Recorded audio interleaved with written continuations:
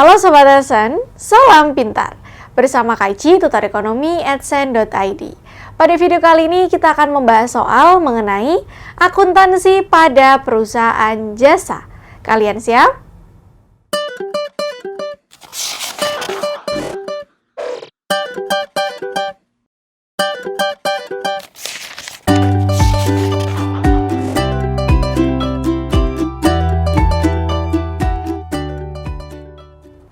Oke Sobat Adsen, kita akan membahas soal yang pertama.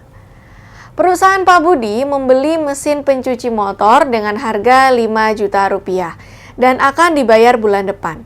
Pencatatan pada jurnal yang benar adalah A. Perlengkapan 5 juta rupiah, kas 5 juta rupiah. Nah, untuk perlengkapan ditulisnya di debit, kas ditulisnya di kredit ya. Lalu untuk yang B, peralatan di debit 5 juta rupiah, kas di kredit 5 juta rupiah. C. Perlengkapan di debit 5 juta rupiah, utang di kredit 5 juta rupiah. D. Peralatan di debit 5 juta rupiah, utang di kredit 5 juta rupiah. Serta yang E. Peralatan di debit 5 juta rupiah dan perlengkapan di kredit 5 juta rupiah. Oke. Nah, di sini kalau kita perhatikan, Pak Budi ini melakukan transaksi dengan pembelian mesin cuci motor ya. Jadi kita tuliskan di sini beli mesin cuci motor ya, dan dibayar bulan depan ya, dibayar bulan depan. Nah, dari transaksi ini nanti akan memengaruhi dua akun ya, jadi nanti akan memengaruhi dua akun. Nah, yang pertama ini akan memengaruhi mesin cuci motor. Ini bukan merupakan barang habis pakai ya, jadi bisa kita golongkan ke dalam peralatan. Tapi kalau barang yang habis pakai itu masuk ke perlengkapan, jadi perlu dipahami ya perbedaan peralatan dan perlengkapan. Kalau perlengkapan habis pakai, kalau peralatan enggak.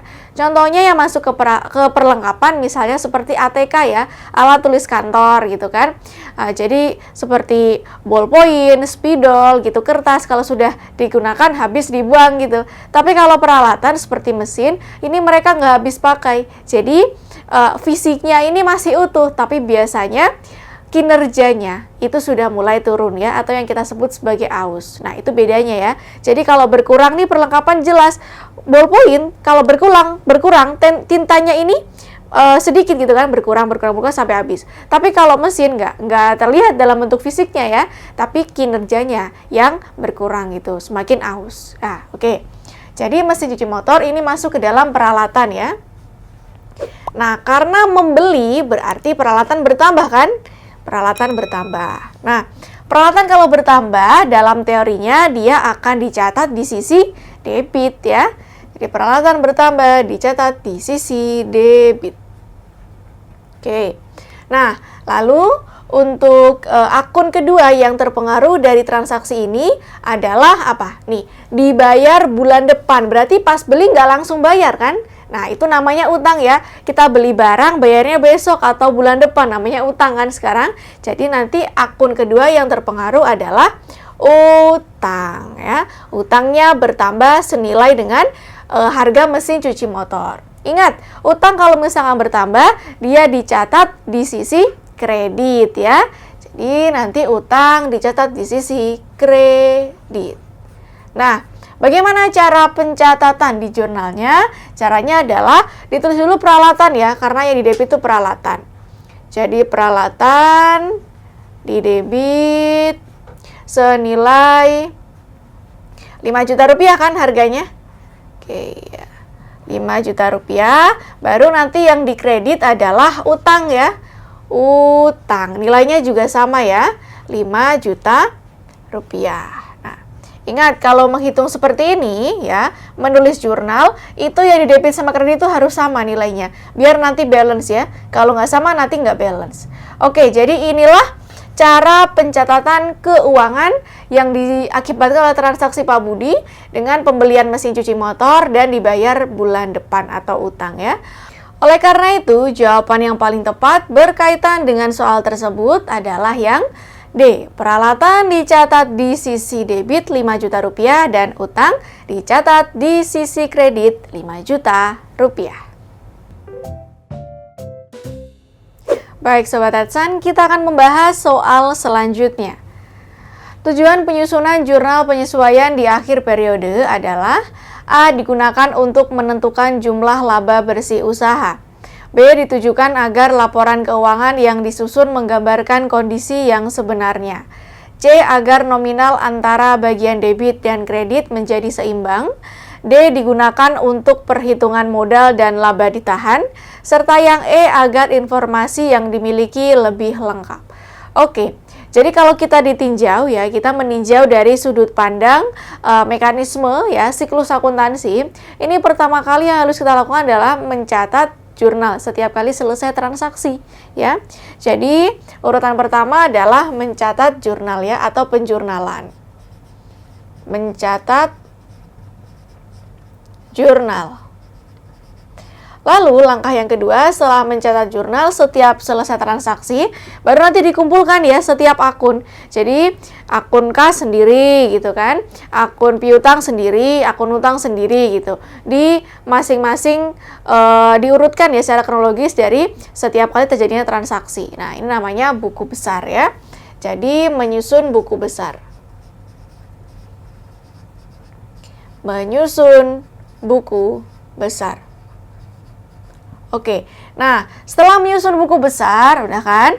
Udah disusun per akunnya, baru nanti ditotal. Di paling akhir ya, ditotal dari semua transaksi yang melibatkan akun tersebut. Jadi misalkan kita ingin menghitung gitu ya, kas selama setahun ini berapa totalnya, piutang berapa totalnya, utang berapa totalnya, itu masuk ke dalam neraca saldo. Jadi total dari buku besar dimasukkan ke dalam neraca saldo. Jadi bisa nih kita sebut neraca saldo merupakan rangkuman ya dari buku besar. Nah, selanjutnya setelah membuat neraca saldo, nah barulah kita membuat yang namanya jurnal penyesuaian ya. Oke, jurnal penyesuaian. Di jurnal penyesuaian ini kita akan menyesuaikan akun-akun sesuai dengan kondisi yang sebenarnya. Ya, tujuannya adalah untuk mengupdate ya, mengupdate data yang ada di lapangan di akhir periode. Mengupdate ya. Data yang ada di lapangan ya di akhir periode. Jadi supaya nggak overestimate maupun underestimate begitu. Contohnya adalah misalnya ini ya, perusahaan mendapatkan pendapatan sewa diterima di muka ya, untuk setahun ke depan. Nah, dibayarnya oleh si pelanggan ini bulan Oktober tanggal 1 ya. Misalkan dibayar tanggal 1 Oktober 2019 katakanlah. Ini perusahaan dapat pendapatan diterima di muka atas penyewaan gedung yang dia miliki ya. Pendapatan diterima di muka. Nah, yang namanya pendapatan diterima di muka ini belum bisa diklaim sebagai pendapatan. Kenapa? Karena pada tanggal 1 Oktober 2019 ini gedung yang dimiliki oleh perusahaan belum ditempati oleh si penyewa. Nah, jadi kita dapat uang tapi belum memberikan pelayanan berupa penyewaan gedung. Oleh karena itu masih diklaimnya sebagai pendapatan diterima di muka. Pendapatan diterima di muka ini secara harfiahnya sama dengan utang. Jadi si perusahaan punya utang nih untuk memberikan pelayanan berupa penyewaan gedung gitu ya. Jadi sebenarnya itu sama artinya dengan liabilitas atau utang begitu ya. Atau utang. Nah, baru kalau sudah berlangsung 1 bulan, pendapatan baru bisa diklaim 1 bulan itu. Berarti pendapatan diterima di muka berkurang 1 bulan. Karena 1 bulannya diklaimnya sebagai pendapatan gitu. Ketika berlangsung 2 bulan, maka pendapatan bisa diklaim, oh dapat 2 bulan pendapatan. Artinya pendapatan diterima di muka akan berkurang 2 bulan gitu ya. Dan seterusnya. Nah, oleh karena itu misalnya ya, tanggal 1 Oktober 2019 perusahaan mendapatkan pendapatan diterima di muka ya untuk penyewaan gedung yang dia miliki sebesar 1.200.000 misalnya. Untuk 12 bulan ke depan ya. Berarti kan per bulannya berapa? 100.000 ya.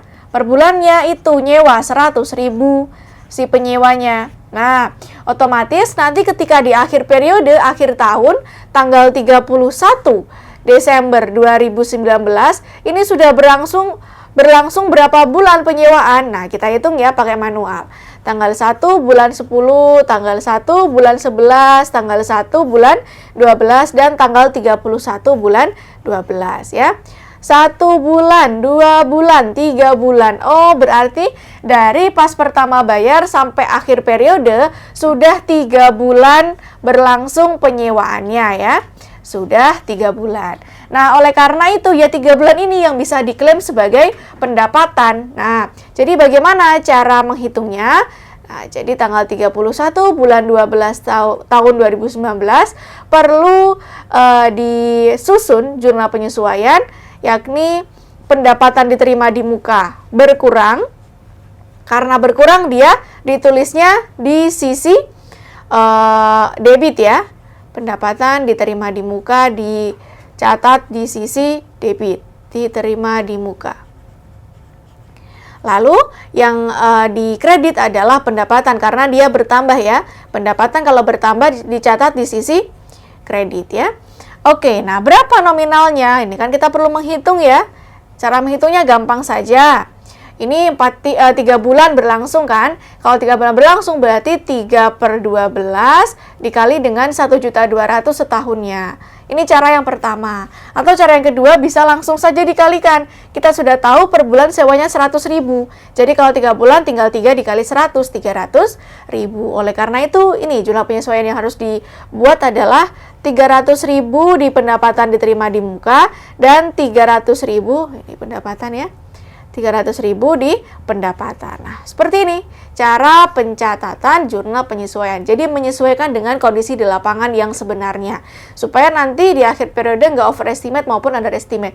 Ini kalau misalkan perusahaan gagal untuk menyusun jurnal penyesuaian, yang terjadi adalah seolah-olah pendapatan diterima di muka nggak berkurang. Jadi utangnya tetap tinggi gitu. Dan tidak ada pendapatan yang bisa diklaim. Padahal harusnya sudah bisa diklaim selama 3 bulan gitu ya. Jadi nanti kalau gagal untuk membuat jurnal penyesuaian, ada 2 dampaknya.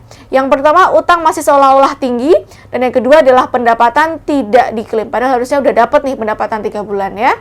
Oke, jadi kalau kita kembali ke soal, ini kita diminta untuk menentukan yang termasuk ke dalam tujuan penyusunan jurnal penyesuaian di akhir periode adalah A. Digunakan untuk menentukan jumlah laba bersih usaha. Nah, kalau yang A ini kurang tepat ya, karena yang A itu merupakan fungsi dari laporan laba rugi ya. Jadi untuk yang A kurang tepat. Yang B ditujukan agar laporan keuangan yang disusun menggambarkan kondisi yang sebenarnya. Nah, ini yang paling benar ya, untuk mengupdate dengan kondisi di lapangan. Jadi kita kunci dulu yang benar yang B. Untuk yang C, agar nominal antara bagian debit dan kredit menjadi seimbang. Kalau yang C ini salah ya. Ini harusnya memang dari awal, dari pas mencatat jurnal itu harus seimbang antara debit sama kredit. Jadi untuk yang C kurang tepat. Yang D digunakan untuk penghitungan modal dan laba ditahan. Nah, kalau menghitung modal dan laba ditahan, ini masuknya ke dalam laporan perubahan modal ya, setelah laporan laba rugi. Jadi untuk yang D kurang tepat. Yang E, agar informasi yang dimiliki lebih lengkap. Nah, ini juga kurang tepat ya. Tidak ada nih tujuan dari penyusunan jurnal penyesuaian hanya untuk melengkapi informasi yang dimiliki perusahaan. Oleh karena itu bisa kita simpulkan, tujuan penyusunan jurnal penyesuaian di akhir periode adalah yang B. Ditujukan agar laporan keuangan yang disusun menggambarkan kondisi yang sebenarnya. Baik Sobat Adsen, kita akan membahas soal selanjutnya. Diketahui selama 1 periode, utang perusahaan lancar berkurang 7 juta, sedangkan asetnya bertambah 10 juta. Kesimpulan yang diperoleh adalah A. Aset bertambah 17 juta, B. Modal bertambah 3 juta, C. Modal bertambah 17 juta, D. Ekuitas berkurang 10 juta, serta yang E. Ekuitas bertambah 10 juta. Oke, nah ini kalau misalkan kita tuliskan ya, persamaan dasar akuntansi terbentuk dari aset sama dengan utang plus modal kan. Nah, di sini diketahui asetnya bertambah 10 juta, jadi di sini plus 10 gitu ya. Nah, utangnya itu berkurang 7 juta, jadi utang minus 7. Nah, gini ya. Plus modal. Nah, berapa modalnya? Ya, gampang ya. Tinggal kita hitung modalnya tetap. Nah, utangnya dipindah ya. Oke, kalau utangnya dipindah berarti awalnya negatif jadi positif kan? Jadi di sini plus 10 gitu kan? Plus 7. Hasilnya modal bertambah berapa? 17 juta. Nah, ini ya cara untuk menghitung perubahan modal melalui persamaan dasar akuntansi, yakni aset sama dengan utang plus modal. Dengan penambahan aset 10 juta dan pengurangan utang 7 juta, maka nilai modal bertambah 17 juta. Jadi jawaban yang paling tepat adalah yang C, modal bertambah 17 juta. Sobat Hudson, demikian pembahasan soal mengenai akuntansi pada perusahaan jasa.